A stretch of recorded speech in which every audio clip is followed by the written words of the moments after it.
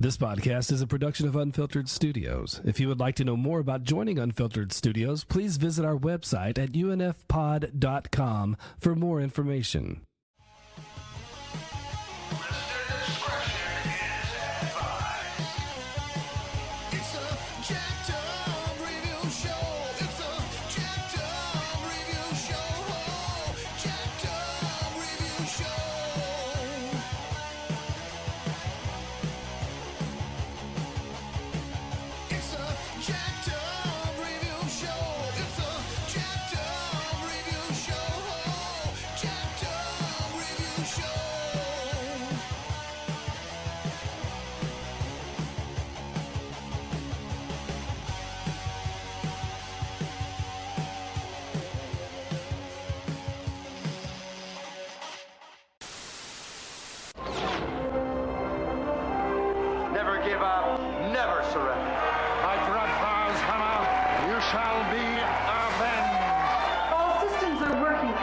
It's been 20 years since TV audiences first thrilled to the sight of the NSEA protector.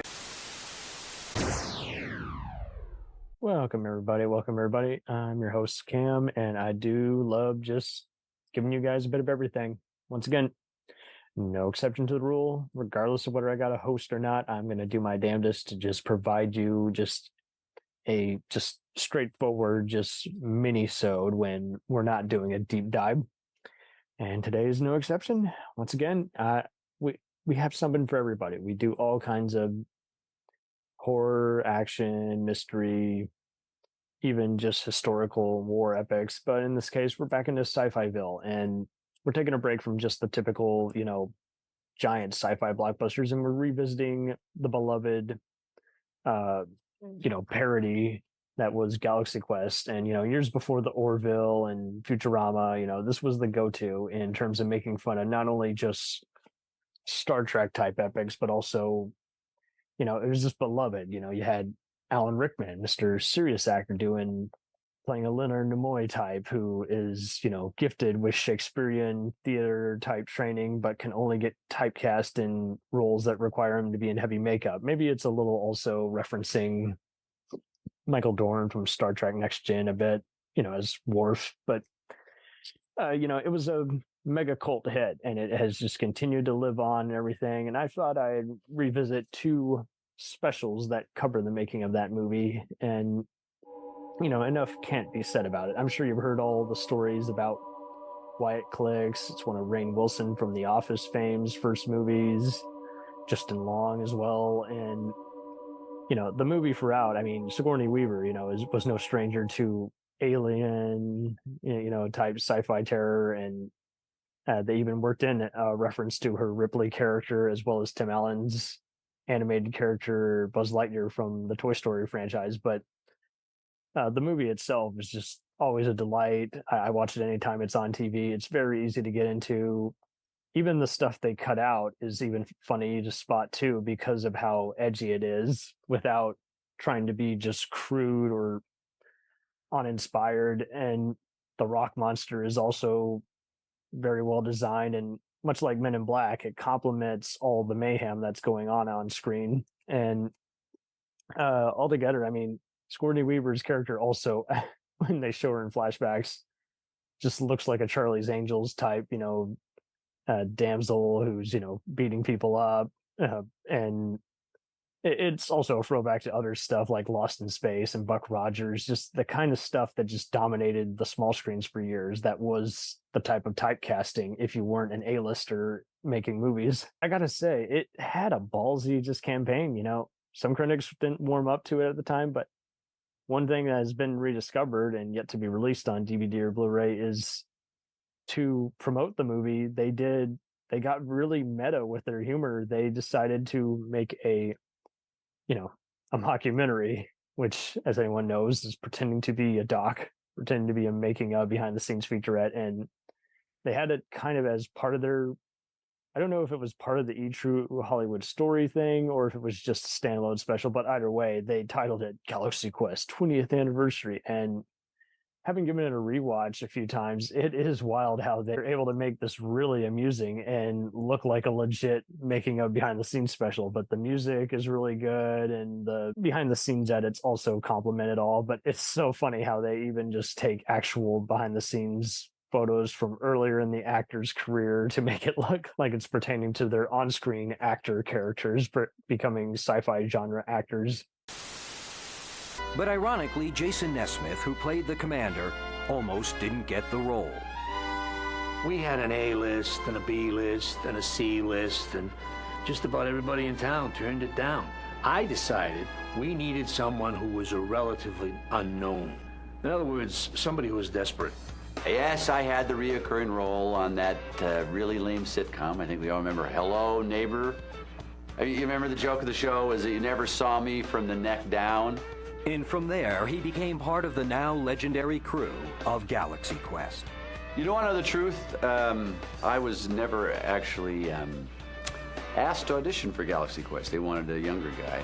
I was on the lot auditioning for ordinary people. I mean, well, Redford and I are like this. Nesmith mistakenly walked into the Galaxy Quest casting director's office and began reading a scene from Ordinary People. Come on, Conrad, just let it out. You know, that kind of stuff. We were halfway into the first season before I realized that I wasn't doing Ordinary People. And it goes by real fast. You can find it on YouTube in either split up parts or in a whole deal, but it's 20 minutes that you'll chuckle at. And they even hired actors to pretend to be production executives and fans for this, which is even more ballsy of a move. The original cast members of Galaxy Quest have reunited for a major motion picture.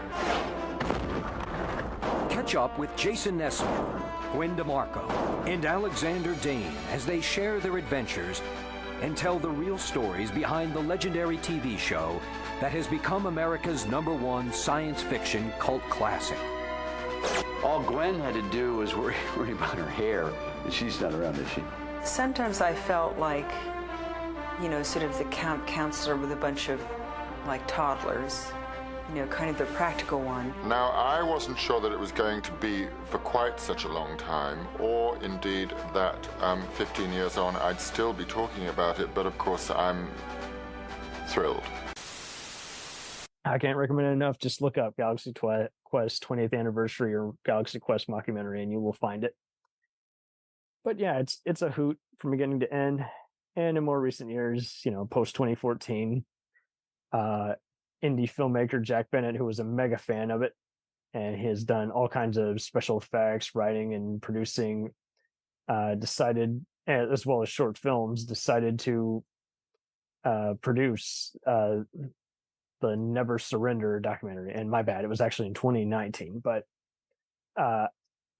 you can find that on Amazon Prime. I think it's still streaming. Yep, it's still streaming, but I applaud this one because this just reminds people why this film still sits perfectly at home for so many. And they also interviewed, again, the guys playing the aliens, including Enrico Colantoni, who you might know from Veronica Mars and Person of Interest, as well as Rainn Wilson. So that was just lovely. And they even interview other Star Trek actors and how they're impacted by it, including Brent Spiner. And that was just a nice touch to just remind everyone, hey, it's all fun and games. You know, no one got hurt. You know, Will Wheaton is also interviewed. you know him as Wesley Crusher, and the director himself was interviewed. But I just knew I was going to love it just from that point on. They interviewed other people who were inspired by it, including Greg Berlanti, the creator of The Flash and Arrow. He's worked on other Sci-Fi Channel stuff, but I was sold from the first frame alone when they had a quote from playwright and filmmaker David Mamet. Yes, David freaking Mamet. And he was just like, there are 10 movies that do this and that, and Galaxy Quest is one of them. It checks all the merits of a perfect movie that knows its audience and makes fun of people. And like, see, that is wild, because, you know, Mamet, as outspoken as he is and with all his hot takes, that I was just like, he just never came off to me as a sci-fi kind of guy. Maybe he doesn't even like Star Trek, but that's not the point. I just like, that is funny. but yeah, he refers to it as a perfect movie, and it's kind of going along with that line. I mean, of how some Star Trek fans legit consider it one of the many actual best Star Trek movies. Nicholas Meyer has even said that. But okay, so I'm seeing the quote here now. Yeah, David Mamet stated there were 4 perfect movies: The Godfather, A Place in the Sun, Dodsworth, and Galaxy Quest. That's just awesome. But yeah, I mean, this is where it's just awesome to just see fandom being made sense of instead of just people bitching. Because I just grew out of it when I just saw people making documentaries. George Lucas ruined my fandom, this and that, or people were trying to do knockoffs of like the Canon Films documentary, and they just weren't getting all that layered. And it was like, come on, guys, you're telling us stuff most of us already know. So yeah, that this is a really good one, and I think everybody should check out either of these, especially if they just have seen the movie Galaxy Quest to death but have not had enough of just honoring. I mean, most people are generally going to say it's funny, but they're going to forget why does it work so damn well. And yeah, it both are recommended, beyond recommended. And thank you for listening to me babble about this for a brief time period. But yeah, if anyone wants to make any other requests, you can contact us again anywhere: Facebook, Twitter, Instagram, Jacked Up Review Show, and just any of the interwebs. Just comment on our episode. I will reply. I will even have other people reply. We will legit do want to hear from you, do want to make the show better, and we do just want to keep being diverse. And I applaud anyone who just gives us the moment of their time. And I've just been so fortunate to have so many recent reviews. It's really boosted us, and we're grateful, and we want to keep entertaining you guys. We want to keep just picking apart pop culture and why it appeals to so many. So thank you all, and good night. We'll return after these messages. If you like small-town mystery, crazy news, and wild history, then the Florida Men on Florida Man podcast is for you. Each week, Josh Mills and Wayne McCarty bring you the absolute best Florida has to offer. So if you're looking for a show that's safe for the family, but funny enough to help you escape everyday life, then listen to the Florida Men on Florida Man podcast. That's Florida Men, plural, on Florida Man podcast. Hey, it's Brent Pope, the host of Breakfast with Brent Pope. You've seen me on some of your favorite TV shows saying things like, "Give it up, Jimmy. You got to sink this putt to win." On Breakfast with Brent Pope, I sit down with guests from the entertainment world, and we do it all over breakfast. Or should I say Brentfast? Every week on Brentfast, you get inside Hollywood info and tips, great breakfast recs and booty debates. Most of all, you get the most delightful 30 minutes of your week. So dig in. It's Brentfast time. Listen at Brentfast.com, Apple Podcasts, or wherever fine podcasts are found. The Jacked Up Review Show podcast is honored to be part of the Blind Knowledge Podcast Network. Join anytime, talk the talk, and enjoy yourselves. There's something enlightening for everyone with this crowd of cool cats. Check them out.